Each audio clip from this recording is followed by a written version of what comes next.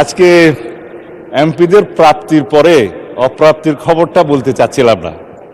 আমাদের মাননীয় প্রধানমন্ত্রী যেদিন সংসদ নেতা নির্বাচিত হয়েছেন, আমাদের পার্লামেন্টারি পার্টি মিটিংয়ে প্রথমেই দুইটা অনুশাসন দিয়েছেন যে আমরা এমপিরা এই নতুন পার্লামেন্টে জনপ্রত্যাশা অনুযায়ী আলাদা কোনো সুযোগ সুবিধা নেব না। সেই হিসাবে তিনি অনুশাসন দিয়েছেন। একটা আইন আছে, এটা সংসদ বিষয়ক মন্ত্রণালয়ের অধীনে সংসদ সচিবালয় থেকেই লিড করবে। এই আইনে আমরা একটা সংশোধনী আনবো যে এই মহান জাতীয় সংসদের কোনো সদস্য আমরা ট্যাক্স ফ্রি গাড়ি নেব না। এইটা মাননীয় সদস্য বাদে বাকি সবাই তালে দিছে, কিন্তু আমাদের মাননীয় সদস্য ছাড়া দিছে।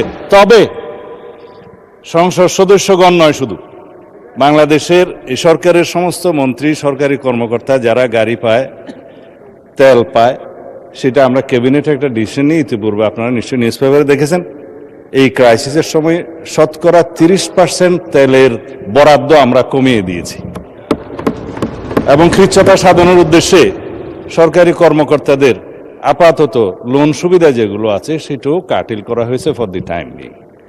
এই সমস্ত এগুলো আমরা সবই জনবান্ধব এবং জনপ্রত্যাশা অনুযায়ী যাচ্ছি, আমাদের মাননীয় প্রধানমন্ত্রীর নির্দেশনা অনুযায়ী। মাননীয় সংসদ সদস্য নিশ্চয়ই অফিস পেয়ে খুশি হয়েছেন, আবার গাড়ি না পেলে নাখুশ হবেন।